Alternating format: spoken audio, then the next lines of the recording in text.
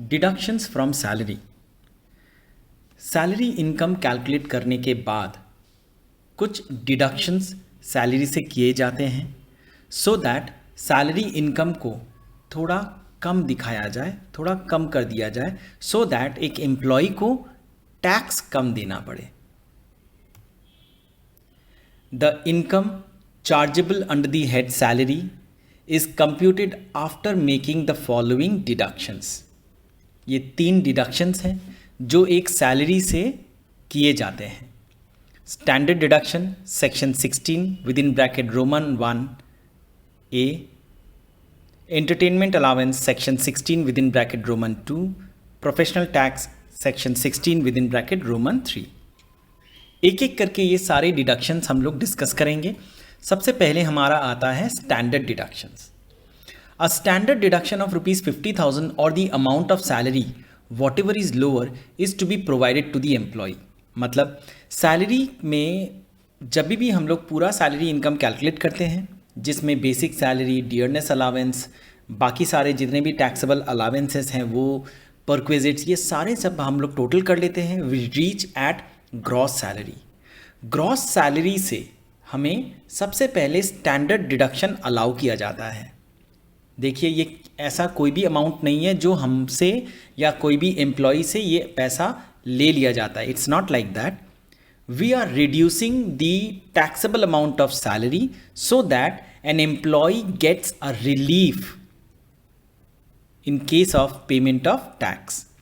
सो सबसे पहले standard deduction जो है ये एक एम्प्लॉय को दिया जाता है सैलरी इनकम से, जो कि 50,000 रुपीज़ है। एम्प्लॉय को दिया नहीं जाता, ये हर एसएससी को मिलता है। मतलब कि जब भी हम लोग ग्रॉस सैलरी कैलकुलेट करेंगे सबसे पहले हम लोग 16 विद इन ब्रैकेट रोमन 1 ए से के हिसाब से 50,000 हम लोग ग्रॉस सैलरी से डिडक्ट करेंगे एज स्टैंडर्ड डिडक्शन। ये स्टैंडर्ड है। अगर किसी का इनकम साल में 50,000 से कम है तो वो जो भी अमाउंट है वो माइनस होगा, तो उसका नेट टैक्सेबल सैलरी जो है वो नील हो जाएगा। और यहाँ पे सपोज मैं एक एग्जांपल दे रहा हूँ, अगर किसी का एनुअल इनकम 3 लाख रुपीज़ है तो ग्रॉस सैलरी 3 लाख रुपीज़ है। 3 लाख रुपीज़ से 50,000 माइनस करेंगे, उसके बाद हम लोग जो पहुँचेंगे 2,50,000 में, वो है हमारा नेट टैक्सेबल सैलरी। चलिए दूसरा डिडक्शन है section 16 with in bracket Roman 2 के हिसाब से एंटरटेनमेंट अलावेंस। एंटरटेनमेंट अलावेंस क्या है? Entertainment allowance received is fully taxable and is first to be included in the salary and thereafter the following deduction is to be made। entertainment allowance जो है ये पूरी तरह से टैक्सेबल होता है। पहले तो ये सैलरी में कंप्यूट किया जाता है जैसे टैक्सेबल अलावेंसेस होते हैं, जैसे हाउस रेंट अलावेंस है, मेडिकल अलावेंस है, चिल्ड्रन एजुकेशन अलावेंस है। उसी तरह से एंटरटेनमेंट अलावेंस अगर एम्प्लॉय को मिलता है तो वो अमाउंट पूरी तरह से टैक्सेबल कॉलम में चला जाएगा। एंड लेटर ऑन डिडक्शन भी मिलता है सेक्शन 16 विद इन ब्रैकेट 2 के हिसाब से। So however deduction in respect of entertainment allowance is available only to government employees. तो हमें ये चीज़ बहुत सावधानी से याद रखना है कि entertainment allowance is taxable for all employees, government employee हो या प्राइवेट एम्प्लॉय हो, सबके लिए एंटरटेनमेंट अलावेंस अगर एम्प्लॉयर से मिलता है तो वो टैक्सेबल है। लेकिन इसके बाद ग्रॉस सैलरी कैलकुलेट करने के बाद जब डिडक्शन हम अवेल करते हैं, एक एसएससी जब अवेल करता है डिडक्शन अंडर सेक्शन 16(2) तो वो तभी कर सकता है जब वो गवर्नमेंट एम्प्लॉय होगा तब। तो स्टैंडर्ड डिडक्शन जो है उसके लिए गवर्नमेंट एम्प्लॉय होने का ज़रूरत नहीं है, लेकिन एंटरटेनमेंट अलावेंस के डिडक्शन के लिए गवर्नमेंट एम्प्लॉय होना बहुत ज़रूरी है, नहीं तो एंटरटेनमेंट अलावेंस के रेस्पेक्ट में डिडक्शन नहीं मिलेगा। सो यहाँ पे देखिए the amount of deduction will be lower of 1/5 of his basic salary.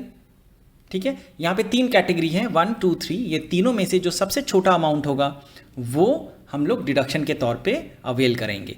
सो सबसे पहले आता है हमारा 1/5 ऑफ द बेसिक सैलरी। जो भी बेसिक सैलरी एम्प्लॉय को मिला, हमको मिला, उसका 1/5, या फिर 5,000 जो है ये एक मैक्सिमम लिमिट है वो, और एंटरटेनमेंट अलावेंस का अमाउंट जो एम्प्लॉय को मिला, जो मेरे को मिला या जो भी एसएससी को मिला।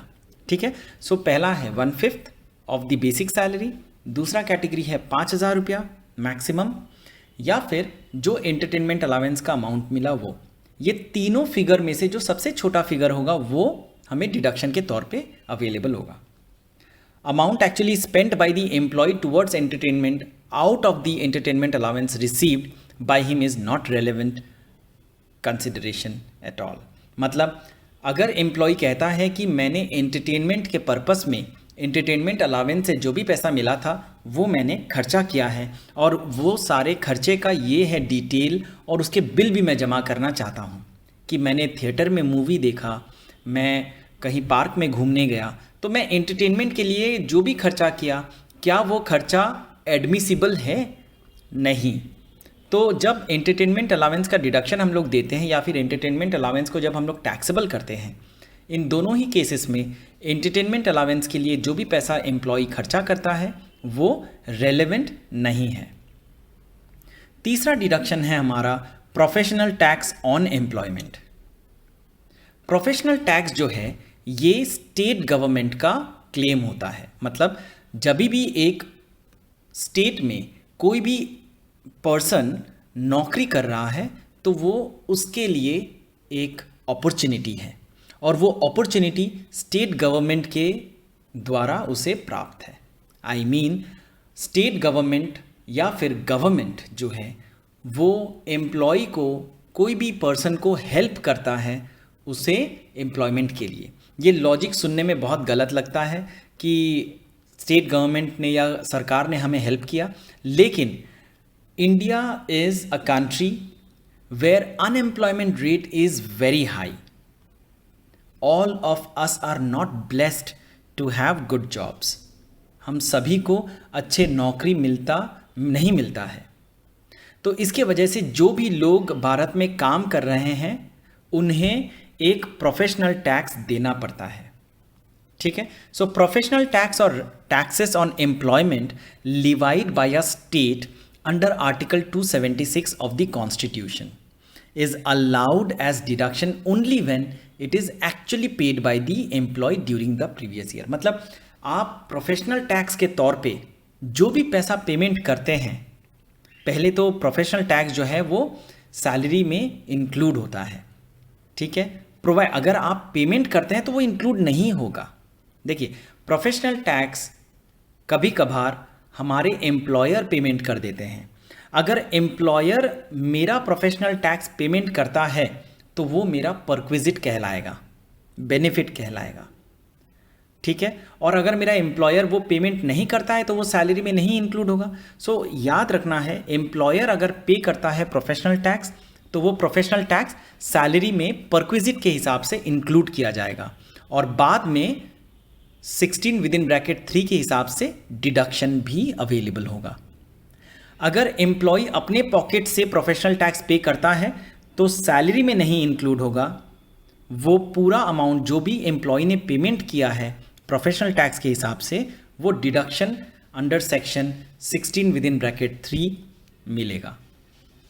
सो यहाँ पे मैक्सिमम प्रोफेशनल टैक्स एक स्टेट 2,500 रुपया पर एनम ही कलेक्ट कर सकता है। ठीक है।